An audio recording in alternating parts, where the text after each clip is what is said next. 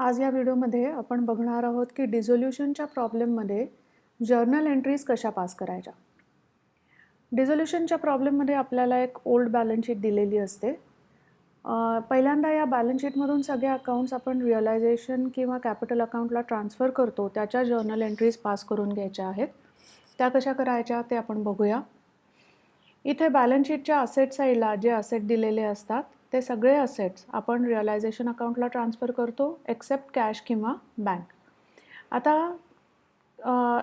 हे जे असेट्स आपण ट्रान्सफर करणार आहोत त्याची एंट्री होणार आहे realisation account debit to sundry assets. आता इथे सन्ड्री असेट्स न म्हणता आपण हे सगळे असेट्स जे आहेत त्यांची नावं लिहिणार आहोत आणि या अमाऊंट्स आपण तिथे इंडिव्हिज्युअली मेन्शन करणार आहोत.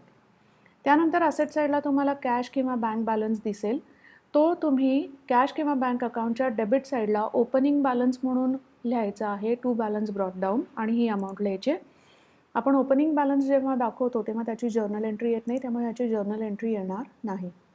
लायबिलिटी साईडला कॅपिटल अकाउंट जो असतं ते सुद्धा आपल्याला कॅपिटल अकाउंटच्या क्रेडिट साईडला ओपनिंग बॅलन्स म्हणून दाखवायचं आहे. ओपनिंग बॅलन्स म्हणून दाखवतोय म्हणून याची पण जर्नल एंट्री येणार नाही.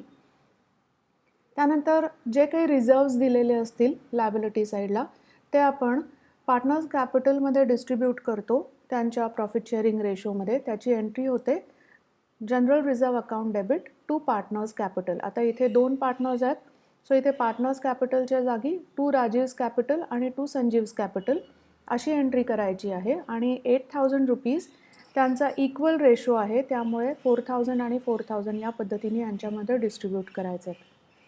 आता लायबिलिटी साईडला क्रेडिटर्स आणि बिल्स पेएबल ह्या थर्ड पार्टी लायबिलिटीज आहेत ज्या आपल्याला रिअलायझेशन अकाउंटला ट्रान्सफर करायच्या आहेत. त्याची एंट्री होणार आहे liability account debit to realisation. इथेही तुम्हाला लायबिलिटीची नावं आणि इंडिव्हिज्युअल अमाऊंट्स एंटर करायच्या आहेत. So creditors account debit, bills payable account debit to realisation अशी याची एंट्री करायची आहे.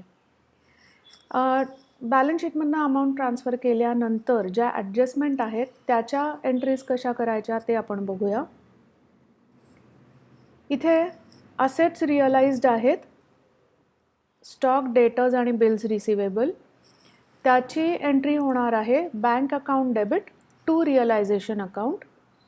आणि इथे या तिन्ही ज्या अमाऊंट्स आहेत 18,400, 16,600 आणि 1980 याची टोटल घेऊन आपल्याला डायरेक्टली लिहायचं आहे. इथे कुठेही आपल्याला ह्या असेट्सची नावं मेन्शन करायची नाहीत. त्यानंतर Sanjeev agreed to take over building आणि Rajeev agreed to take over furniture. Partner जेव्हा असेट टेक ओव्हर करतात तेव्हा त्याची एंट्री होते partners capital account debit to realisation. इथे पार्टनरचं नाव मेन्शन करायचं आहे. So Sanjeev's capital account debit 18,000 to realisation अशी एंट्री होईल बिल्डिंगसाठी. आणि Rajeev's capital account debit to realisation अशी एंट्री आपण करणार आहोत फर्निचर टेकओव्हरसाठी. यानंतर रिअलायझेशन एक्सपेन्सेस जे आहेत त्याची एंट्री होते realisation account debit to bank. आता इथे आपल्याला दिसतंय की इथे लायबिलिटीज आहेत, पण या लायबिलिटीज पे ऑफ कशा झाल्या हे ॲडजस्टमेंटमध्ये कुठेही मेन्शन केलेलं नाही आहे. अशा वेळेला आपण अज्युम करणार आहोत की या लायबिलिटीज बुक व्हॅल्यूला पे झालेल्या आहेत. सो असं अज्युम केल्यावर तुम्हाला त्याचीसुद्धा एक एंट्री पास करायची आहे जी सेम असणार आहे realisation account debit to bank.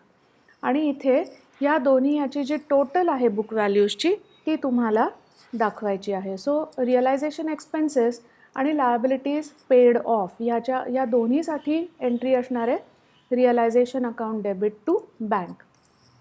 आता आपल्याला इथे रिअलायझेशनचा प्रॉफिट लॉस फाइंड आउट करण्यासाठी रिअलायझेशन अकाउंट करायचं असतं आणि खूप जणांना रिअलायझेशन अकाउंट करून त्याच्यावरून जर्नल एंट्रीज पास करणं सोपं जातं. सो तेही आपण बघून घेऊया कसं करायचं ते. रिअलायझेशन अकाउंट आपण केलं आहे, त्याच्या डेबिट साईडला आपण सगळे असेट्स ट्रान्सफर केलेले आहेत, क्रेडिट साईडला लायबिलिटीज ट्रान्सफर केलेल्या आहेत. त्यानंतर हे जे असेट आपण इथे ट्रान्सफर केले बॅलन्स शीटमधनं ते रिअलाइज झाल्यानंतर आपण रिअलायझेशनच्या क्रेडिट साईडला दाखवतो बाय कॅश म्हणून.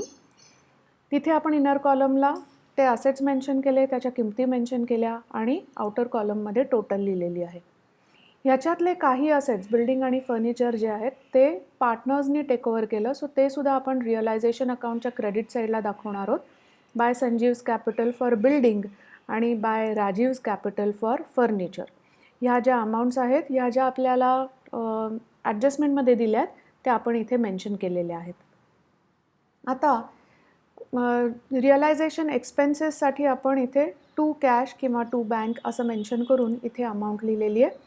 आणि जे आपण मगाशी बघितलं की इथे लायबिलिटीज दिल्या आहेत पण त्या पे ऑफ कशा केल्या ते मेन्शन केलं नाही, म्हणून आपण अज्युम केलं की ह्या ज्या लायबिलिटीज आहेत त्या बुक व्हॅल्यूला पे केलेल्या आहेत आणि म्हणून इथे परत आपण टू कॅश लायबिलिटीज पेड ₹20,000 ही या दोन बुक व्हॅल्यूजची टोटल आहे ती आपण इथे दाखवणार आहोत.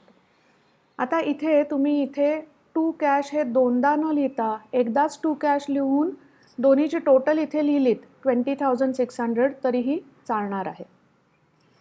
हे सगळं पोस्टिंग झाल्यानंतर आपण रिअलायझेशन प्रॉफिट किंवा लॉस कॅल्क्युलेट करतो. प्रॉफिट जर झाला तर तो रिअलायझेशन अकाउंटच्या डेबिट साईडला इथे दाखवलं जातं टू पार्टनर्स कॅपिटल म्हणून, आणि जर लॉस झाला तर तो आपण रिअलायझेशन अकाउंटच्या क्रेडिट साईडला दाखवतो. हा सुद्धा आपण पार्टनर्स कॅपिटलला ट्रान्सफर करतो त्यांच्या प्रॉफिट रेशोप्रमाणे. आता या सगळ्या गोष्टींच्या एंट्रीज कशा होत आहेत ते आपण बघून घेऊया. बॅलन्स शीटमधनं आपण असेट्स ट्रान्सफर केले त्याची ही एंट्री आहे realisation account debit to building furniture debtor stock bills receivable. ह्या ज्या इंडिव्हिज्युअल अमाऊंट्स आहेत ज्या बॅलन्स शीटमध्ये दिलेल्या आहेत त्याच आपण इथे लिहिलेल्या आहेत. त्यानंतर लायबिलिटीज ट्रान्सफरची जी एंट्री आहे ती आपण इथे दाखवलेली आहे. Creditors account debit bills payable account debit to realisation. यासुद्धा ज्या अमाऊंट्स आहेत या बॅलन्स शीटमध्ये ज्या अमाऊंट्स दिलेल्या आहेत त्या आपण इथे मेन्शन केलेल्या आहेत. त्यानंतर हे जे असेट आपण ट्रान्सफर केले त्यातले जे असेट रिअलाइज झाले ते आपण रिअलायझेशन अकाउंटच्या क्रेडिट साईडला दाखवलेलं आहे. त्याची एंट्री होते cash or bank account debit to realisation. आता इथे आपण इंडिव्हिज्युअल असेटची नावं लिहिलेली नाहीत. हे असेट ऑलरेडी रिअलायझेशनला ट्रान्सफर झालेत त्यामुळे इथे असेटची नावं न येता रिअलायझेशन अकाउंट येतं आणि इथे ही जी टोटल आहे जी आपण इथे आउटर कॉलममध्ये लिहिली आहे ती आपण इथे लिहिणार आहोत. पुढे पार्टनर्सनी जे असेट टेकओव्हर केलेले आहेत त्याच्यासाठी आपण एंट्रीज इथे केल्या आहेत.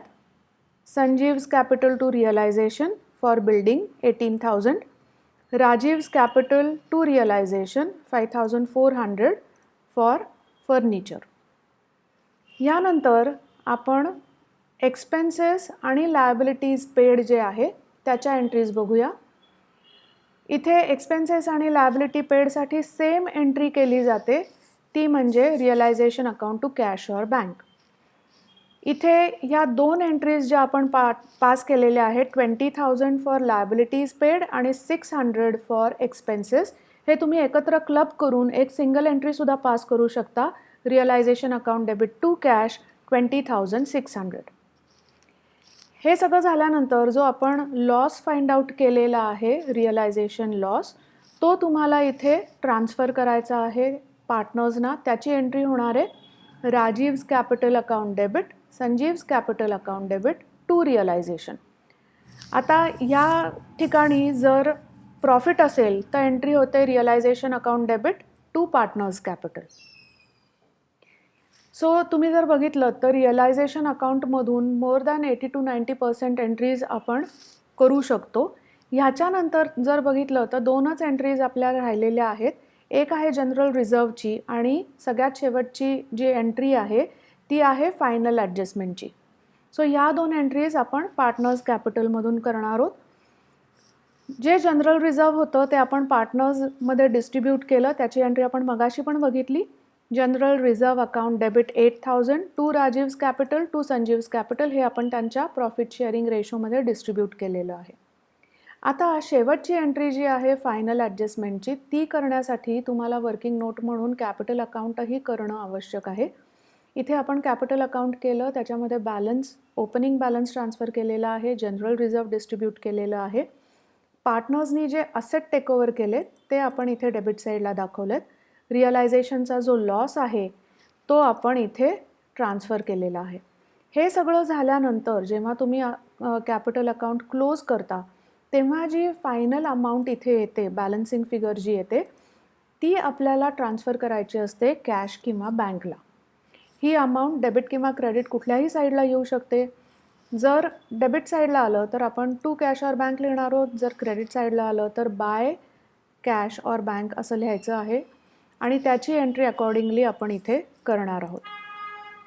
ही एंट्री तुमची होणार आहे पार्टनर्स कॅपिटल अकाउंट डेबिट, कारण इथे पार्टनर्स कॅपिटल अकाउंट डेबिट झालेलं आहे टू कॅश.